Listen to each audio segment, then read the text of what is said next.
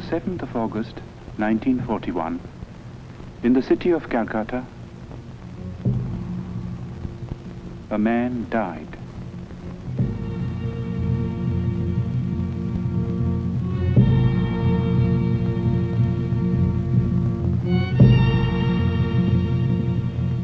His mortal remains perished, but he left behind him a heritage which no fire could consume.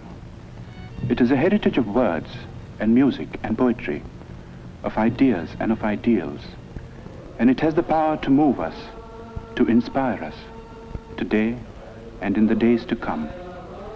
We, who owe him so much, salute his memory.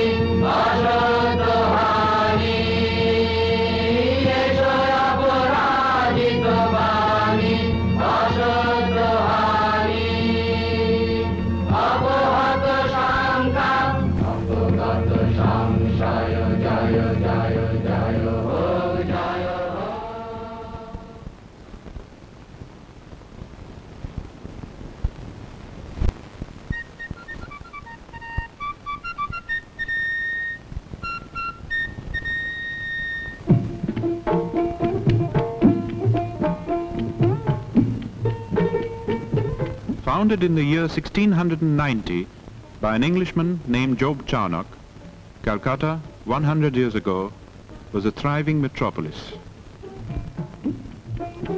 Queen Victoria was proclaimed Empress of India in 1877. As the capital of India, Calcutta was the seat of the Queen's government.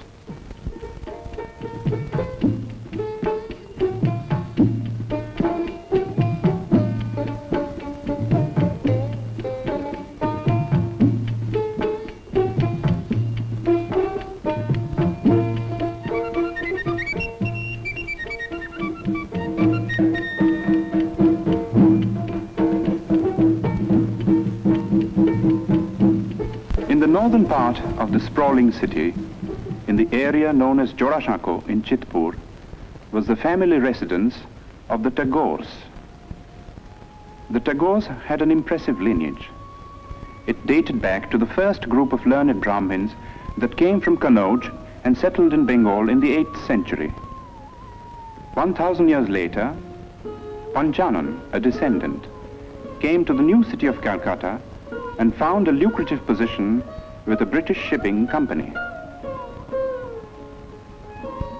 His grandson Nilmoni added to the family fortune and built the house at Jorashako.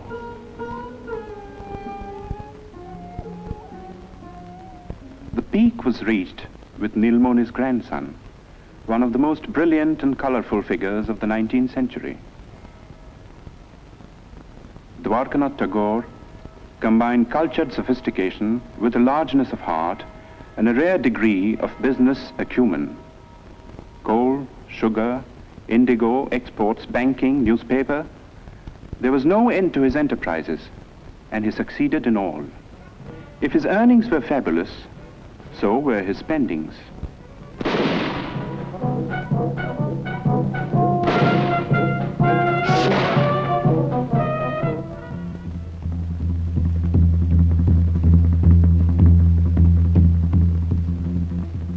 Although a Hindu and a Vaishnava, Dwarkanath defied the ban of Brahmin orthodoxy and twice went to England. There he had an audience with Queen Victoria, discussions with Gladstone, and dinner with men like Dickens, Thackeray, and Max Muller.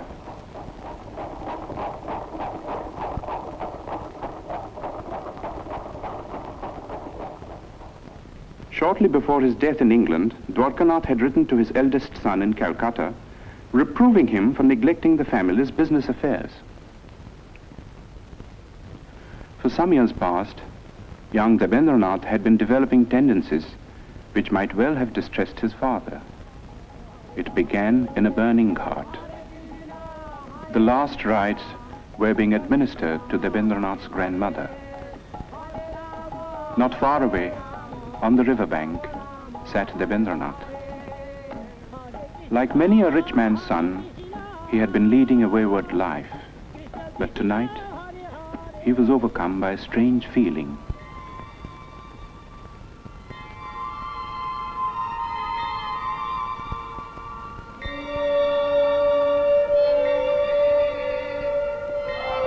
Worldly possessions seemed to lose their meaning for him.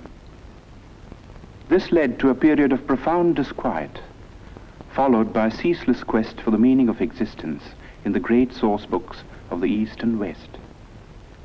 He read the materialist philosophers of modern Europe, Locke, Hume, Bentham, and others, whose ideas were so much in vogue among the students of the time. Then he learned Sanskrit and read the Mahabharata. But peace of mind would not come until one day he chanced upon a torn page of a Sanskrit book. There was a sloka in it which said, "God is supreme and all-pervading. Enjoy by renunciation. Covet not another's wealth." This was a page of the Ishopanishad, edited by Raja Ram Mohan Rai. Ram Mohan had been a close friend of Dwarkanath's. As a boy, Rabindranath had a deep and silent admiration for the man.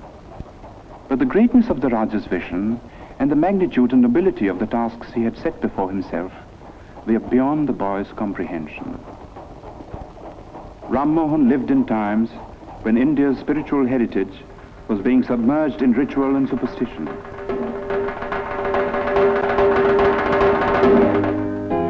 While in the West, a whole new concept of humanity was emerging. Ram Mohan advocated Western education for Indians because he wanted the new ideas of the West to spread in the country. He also wanted that we should respect what was old and true in our own heritage. In the Upanishads, for instance, which revealed to him the monotheistic basis of Hinduism. Ram Mohan's work was left unfinished by his death in England. But Rabindranath, inspired by the 2 lines of Sanskrit text, went on to prove himself to be the Raja's true spiritual son and heir. Rabindranath suffered social ostracism for preaching the monotheistic faith that he called Brahmoism, but to his followers, and there were many, he was Maharshi, the great sage. When Rabindranath was born, the Maharshi was 45 years old. His wife Sharada Muni was 33. Rabindranath was the 14th child.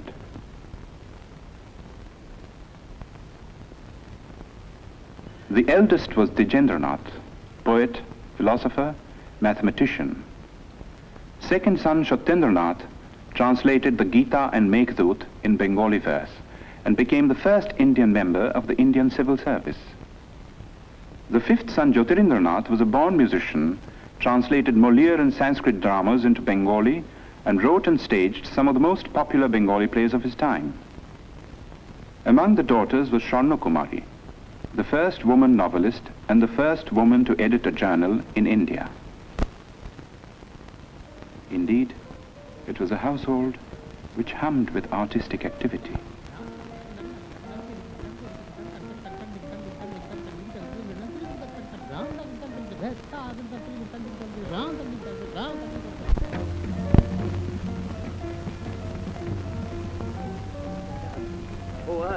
What else? And shall I couple hell? Oh, fie, hold my heart. And you, my sinews, grow not instant old, but bear me stiffly up. Remember thee? For Roby, the time hadn't yet come to participate in the activities of the elders. Going out in the street was forbidden too, and this was indeed a pity, for nothing seemed more fascinating to the boy than the world outside.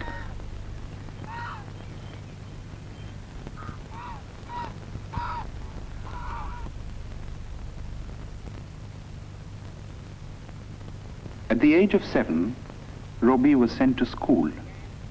See a box. তুমি কি একটি বাক্স দেখিতে পাইতেছ? Yes, I can see a box. হ্যাঁ, আমি একটি বাক্স দেখিতে পাইতেছি। Yes, I can see a box. Robbie went to 4 schools and hated them all. But to say that he lacked education would be wrong. For his third brother Hemendranath saw to his studies at home, and it was all done by the clock.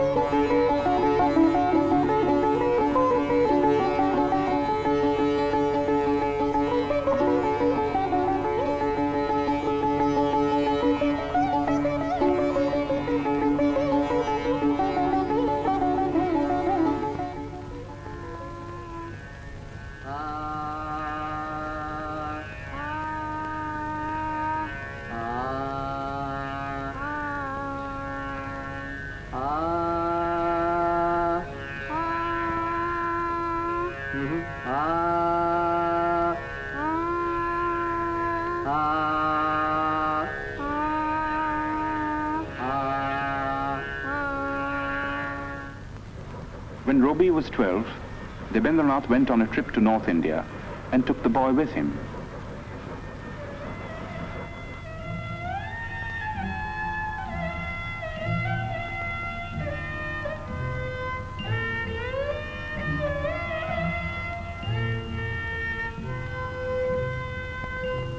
The last stop on a long tour was the rest house on Bakrota, the highest hill in the hill station of Dalhousie in the Punjab.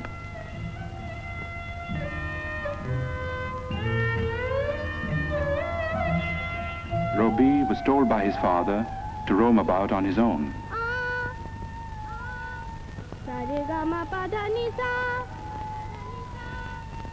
He was also taught to rise before the sun.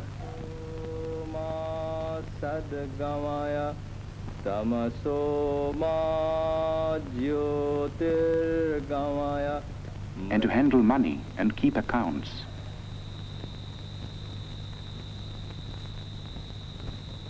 The days often ended with a boy singing devotional songs to his father.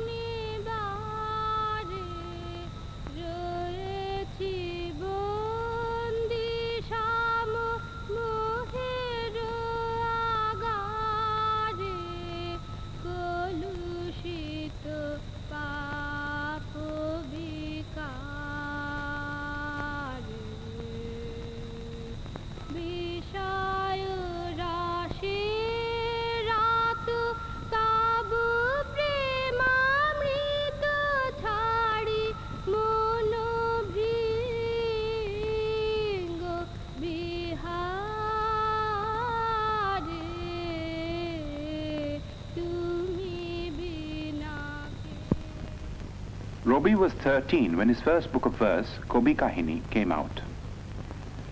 When Robbie was 16, Rabindranath brought out a literary magazine called Bharati, and Robbie found an admirable platform for his literary activities.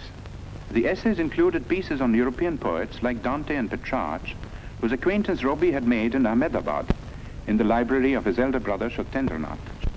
Satyaji's wife, Ganadanandini, who was staying in England with her 2 children, was a remarkable woman who had been persuaded by her husband to come out of orthodox seclusion. Robbie set out for England in the summer of 1878 and joined Ganadanandini in Brighton. If the plan was to provide the boy with a proper education, it came to naught, for Robbie returned without completing his course of studies at the London University.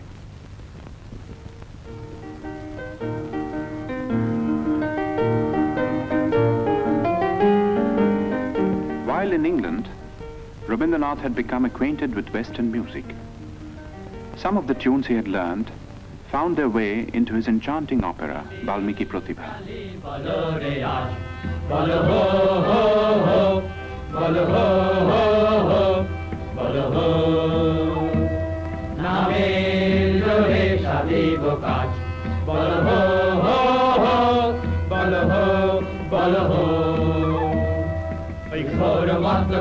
নিত্য রঙ্গ মাঝারে ওই লক্ষ লক্ষ যক্ষ লক্ষ ঘেরি শ্যামারে ওই লাট্ট পাট্ট কেশ ওই অট্ট অট্ট হাসে রে হা হা হা হা হা হা আরে বল রে শ্যামা মায়ের জয় জয় জয় জয় জয় জয় জয় জয় জয় জয় জয় আরে বল রে শ্যামা মায়ের জয় জয় জয়। There were other tunes, however, which came from classical Indian ragas, used for the first time in an operatic context.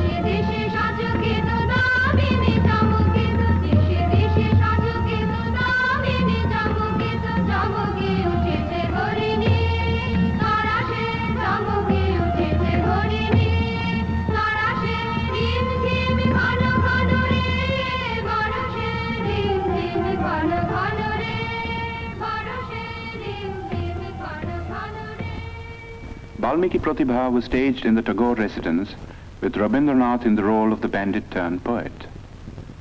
The rest of the cast too was composed of members of the Tagore family, all gifted with varying degrees of talent for acting and music. Among those who saw and praised this performance was the greatest literary figure of the time, Bankim Chandra Chatterjee. A year later, when Rabindranath's Shandha Sangeet was published, Bankim Chandra personally congratulated the poet and acknowledged his preeminence among the rising writers of the day. Of all the members of Robi's family, two were closest to his mind and heart. They were Jyotirindranath and his wife. Kadambari Devi was 2 years older than Robi. She was his best friend and severest critic. Robi lived with these two for a time in a house in Sadar Street in South Calcutta. One morning, a strange experience befell the poet.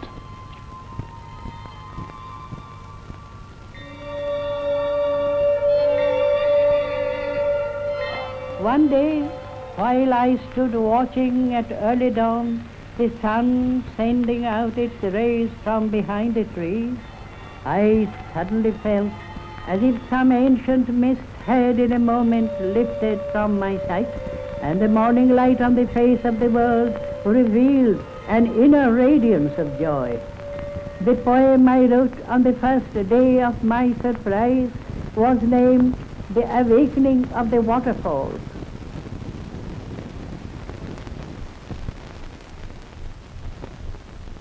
At the age of 22, Rabindranath married Bhavatarini Devi. The old-fashioned name was later changed to Mrinalini. 2 months before the wedding, Rabindranath had received a letter from his father in which he was asked to prepare himself to look after the family estates. After a period of initial training in the estates offices in Calcutta, Rabindranath found himself in the very heart of rural Bengal, in the region around the river Padma. With a worldly wisdom unusual in a poet, but characteristic of the Tagores, Rabindranath in later life set about in a practical way to improve the lot of the poor peasants of his estates, and his varied work in this field is on record. But his own gain from this intimate contact with the fundamental aspects of life and nature, and the influence of this contact on his life and work, are beyond measure. Living mostly in his boat and watching life through the window, a whole new world of sights and sounds and feelings opened up before him.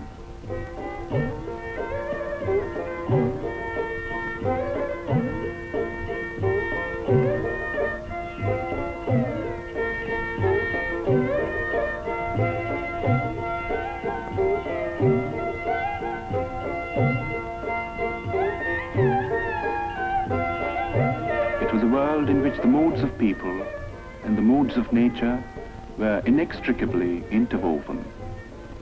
The people found room in a succession of great short stories, and nature in an outpouring of exquisite songs and poems. Dominant was the mood of the rains, exultant and terrible.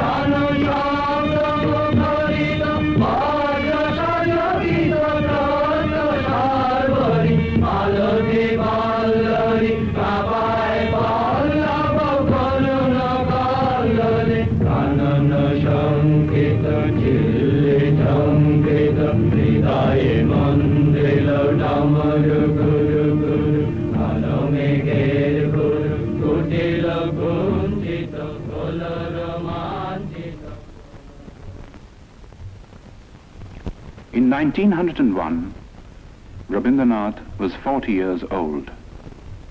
His already enormous output of poems and plays had been gathered in one big volume. It comprised 21 books and included Shonarturi, his first masterpiece. The same year, 1901, marked an event of a somewhat different nature. In Bolpur, in the district of Birbhum in West Bengal, Rabindranath had acquired some property in 1862, 1 year after Rabindranath was born. The property was made over to a board of trustees, and the deed specified that the place was to be used for meditation on the supreme formless being. According to the Maharshi's wishes, a seat of prayer and a temple of worship had been built, and close to the temple, a residential house which was called Shantiniketan, the abode of peace. Rabindranath had been worrying about the education of his children and had decided to start an experimental educational institution in Shantiniketan. It was to be a school, but not like the schools that had been the nightmare of his own childhood.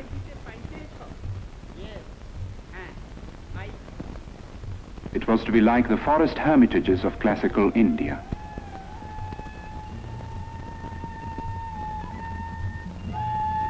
But to bring it into being was not an easy task. For one thing, it cost money.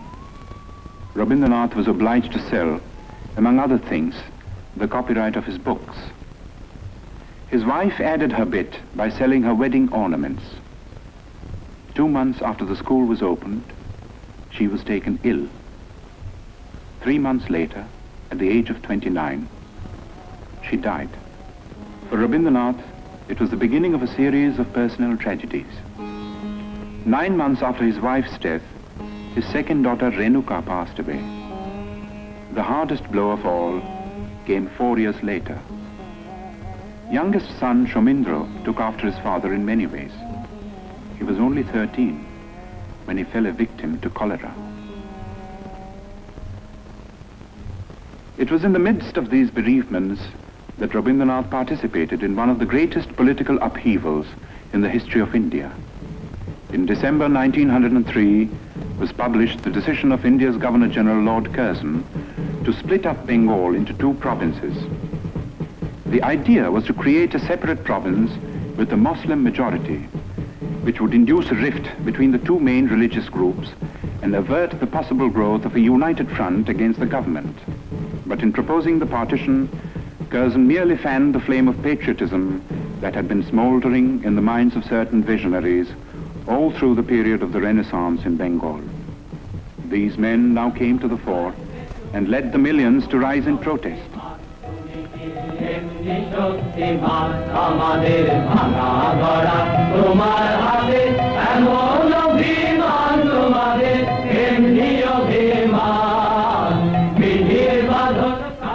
The series of stirring patriotic songs which Rabindranath composed for the occasion were sung in procession in the streets of Calcutta, with the poet himself in the lead.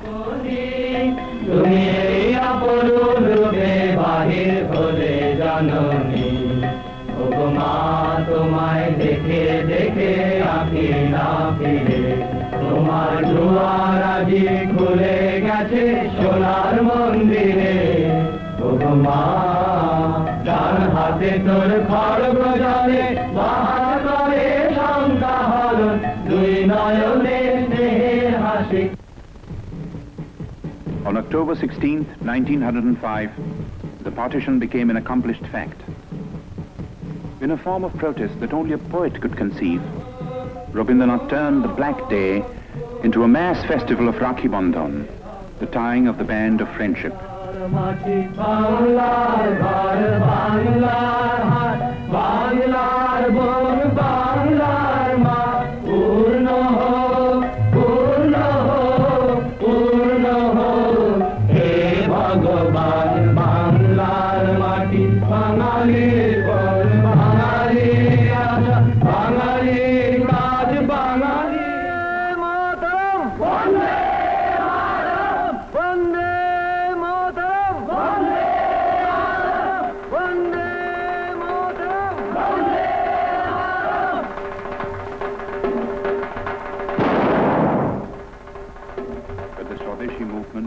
Fated to grow and assume a character which was not possible to foresee in its early stages.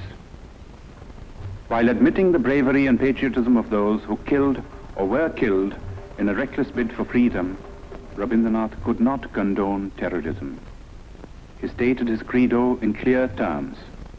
The path of violence was not for India. Good could come only out of constructive work carried out in a spirit of tolerance. He had himself followed up his retirement from the political scene by devoting himself to the work of rural welfare in his estates. And there were other activities too. He was teaching at school, editing journals, and engaging himself in every conceivable form of literary activity.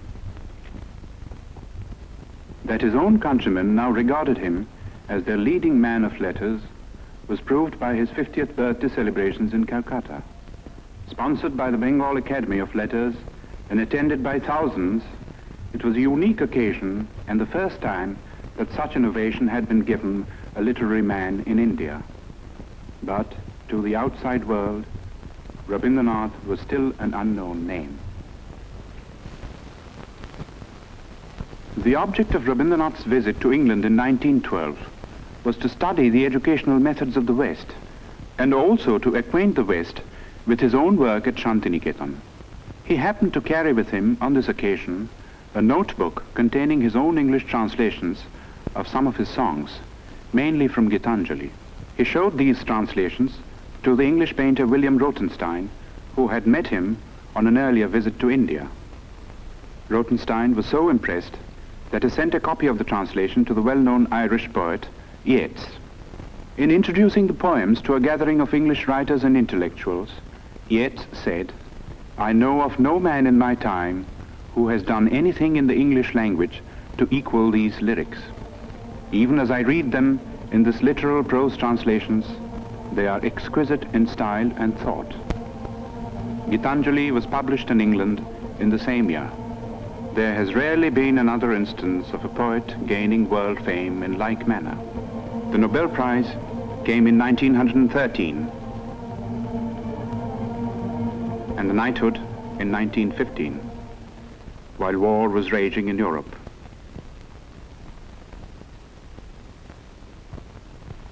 Touring the United States and Japan in 1916, Rabindranath made eloquent appeals for peace.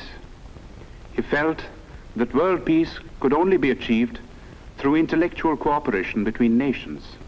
He said, "The call has come to every individual in the present age to prepare himself and his surroundings for the dawn of a new era, when man shall discover his soul in the spiritual unity of all human beings." Pursuing this noble idea of international cooperation, Rabindranath gave the school at Shantiniketan a new status and a new name, Yatra Vishwam Bhavati Ekaniram, where the world becomes a single nest. This was the motto of the Vishwa Bharati. It was inaugurated on the 24th of December 1918 with the aged philosopher Brajendranath Sheel presiding. Rabindranath made over the entire Nobel Prize money towards the building of this university. While peace had been restored in Europe, in India there was unrest. The Rowlatt Bill, designed to suppress all political movements, dashed India's hopes of gaining the self-government that the British rulers had kept promising through the war years. Dominating the Indian political scene at this time was Mohandas Karamchand Gandhi, who, as a barrister in South Africa, had fought for the rights of the Indians living in that country. As a protest against the Rowlatt Act, Gandhi launched a movement of passive resistance. But the masses misinterpreted the movement, and following a rumor of Gandhi's arrest, violence broke out in many parts of the country. As a result of this, the government started taking repressive measures out of all proportion to the magnitude of the violence.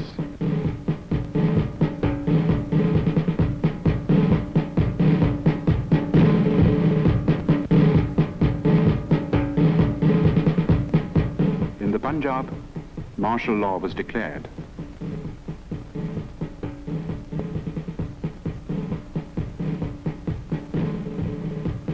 In charge of the troops at Amritsar was Brigadier General Dyer. On the first day of the month of Vaishakh, a crowd gathered in Jallianwala Bagh, as it had done every other year. It was a peaceful crowd, but Dyer was taking no chances.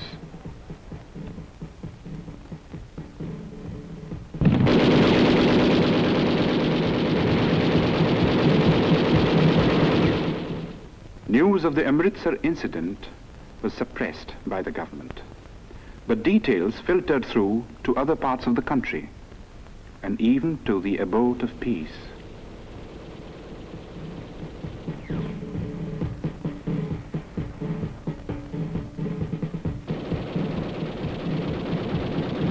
Rabindranath rushed to Calcutta. But the Defence of India Act was still in force, and no leaders would support him in a plea for a meeting of protest.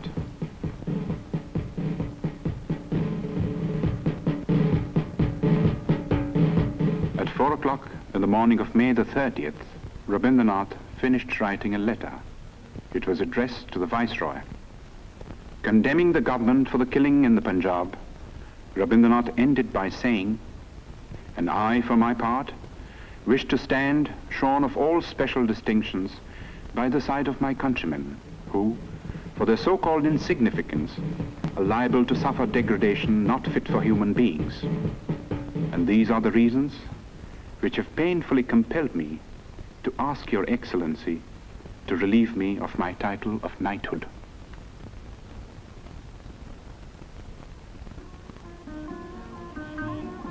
The next 10 years of Rabindranath's life were filled with ceaseless activity.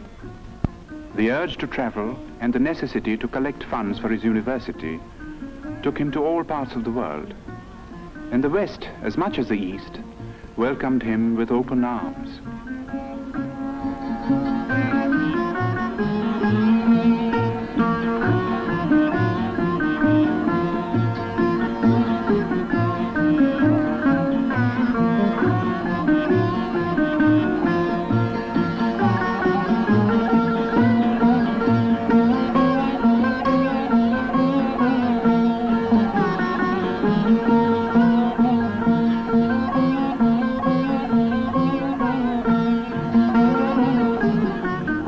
Wherever he went, he spread the message of peace and stressed the importance of intellectual cooperation between nations.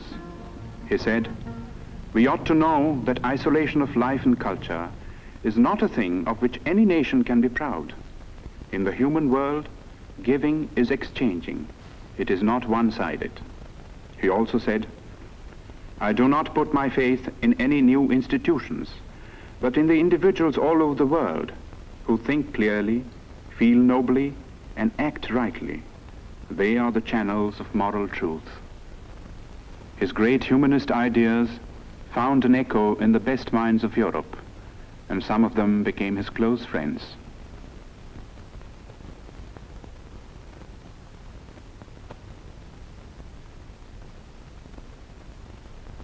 In the meanwhile, the institution at Shantiniketan had come a long way from its modest beginnings. Its scope for studies had greatly increased. There was Kalabhavan for the study of painting, under masters like Nandulal Bose.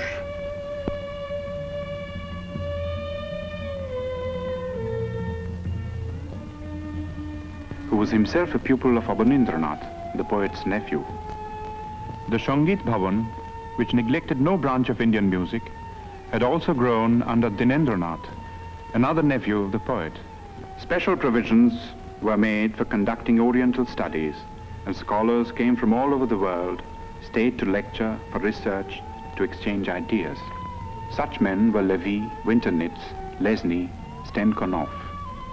And there were some Europeans who did even more than that.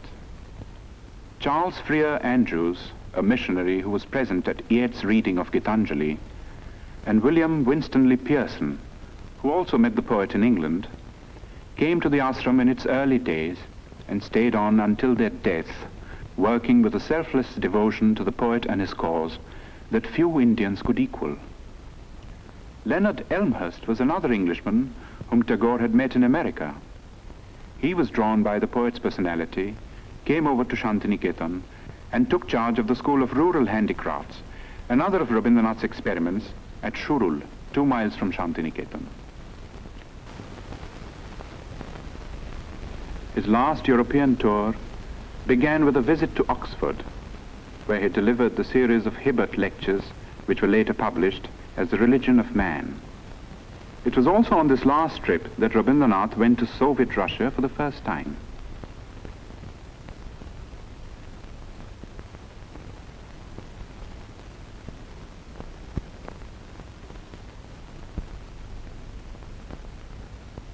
On the eve of his departure from Moscow, he told his hosts, "You have recognized the truth that in extirpating all social evils, one has to go to the root, and the only way to it is through education." In Russia, as well as in other countries that he visited on this tour, Rabindranath held exhibitions of his paintings. At the age of 70, Rabindranath had found a new outlet for his creative urge. It was astonishing the way it started.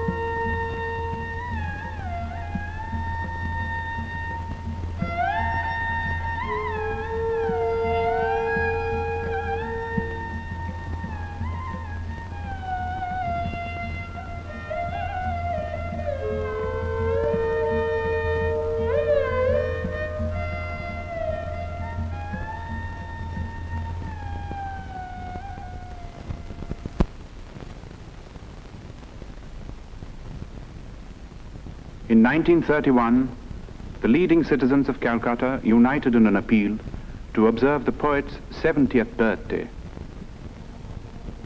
It was celebrated in a manner that was truly worthy of the occasion.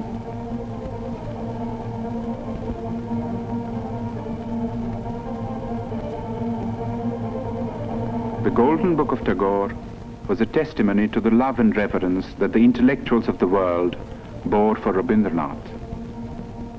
Its sponsors consisted of 3 Europeans and 2 Indians. There was Romain Rolland from France, Albert Einstein from Germany, the poet Costas Palamas from Greece. The Indians consisted of the scientist Jagadish Chandra Bose, who had been the poet's closest friend for 40 years. The other Indian was Mahatma Gandhi.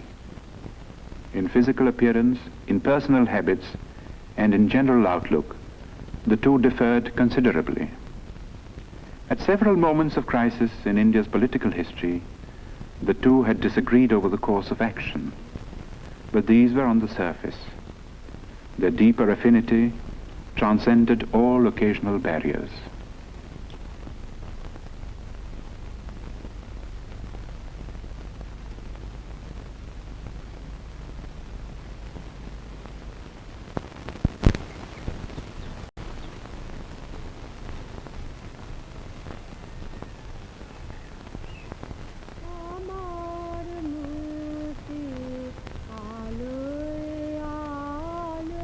The last years of the poet's life were spent largely in his beloved Shantiniketan.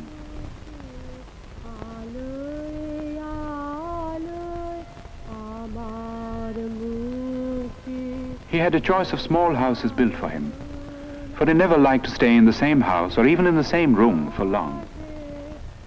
It was, in a way, symbolic of the refusal to get into a rut which marked his whole life. In his writings, he was now producing some of his most striking, original, and mature works, and these included textbooks and nonsense rhymes for children, not an unusual occupation for someone who had loved and understood children so well and done so much to mold them for a better future.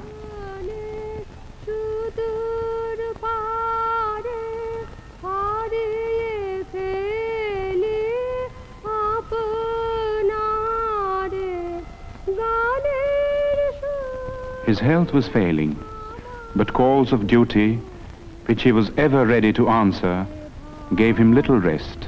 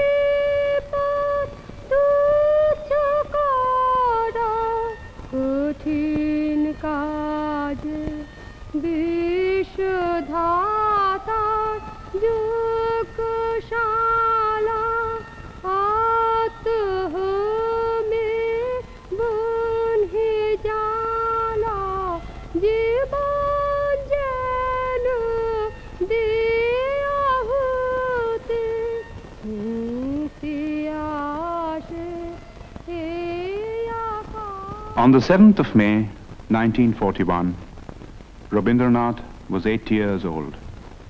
3 months later, he was to leave Shantiniketan, never to return.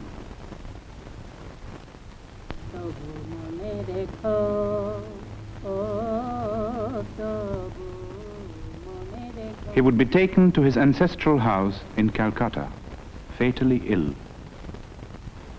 In this house, once upon a time, a boy roamed the corridors.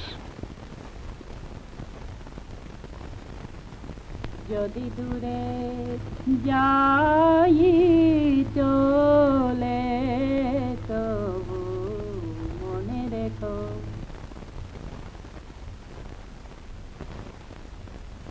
What is the fun of always writing and writing? When I take up father's pen or pencil and write upon his book just as he does, A, B, C, D, E, F, G, H, I, why do you get cross with me then, mother? You never say a word when father writes. When my father wastes such heaps of paper, mother, you don't seem to mind at all. But if I take only one sheet to make a boat with, you say, child, how troublesome you are. What do you think of father spoiling sheets and sheets of paper with black marks all over on both sides?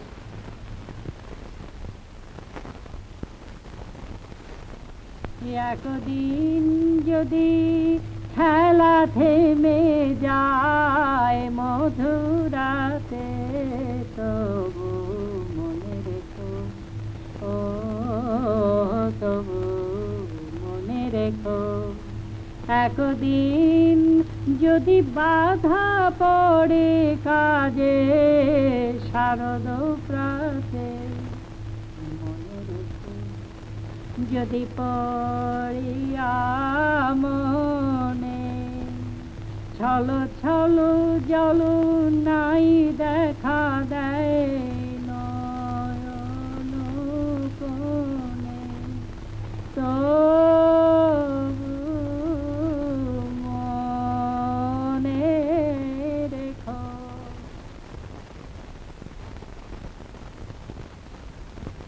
Rabindranath attended the 80th birthday celebrations in Shantiniketan in spite of his failing health. Today, for the occasion, he had composed a message, his last message to the world. It was called The Crisis in Civilization.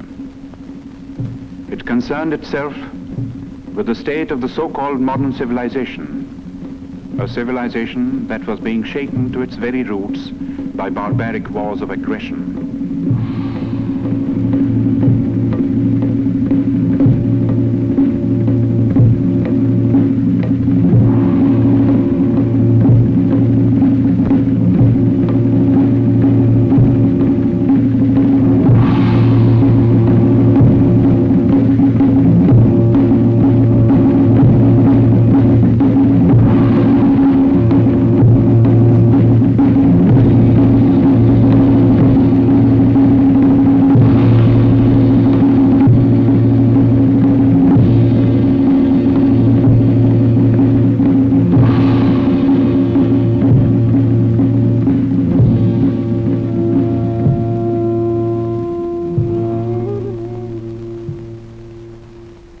In the course of this message, Rabindranath said, I had at one time believed that the springs of civilization would issue out of the heart of Europe.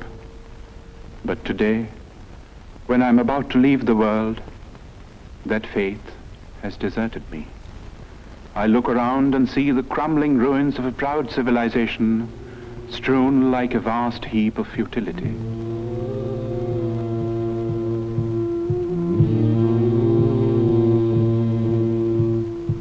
And yet, I shall not commit the grievous sin of losing faith in man. I shall look forward to a new dawn, to a new chapter in history when the Holocaust will end and the air will be rendered clean with the spirit of service and sacrifice. Perhaps the dawn will come from this horizon, from the east, where the sun rises. On that day, will unvanquished man retrace his path of conquest, surmounting all barriers to win back his lost human heritage.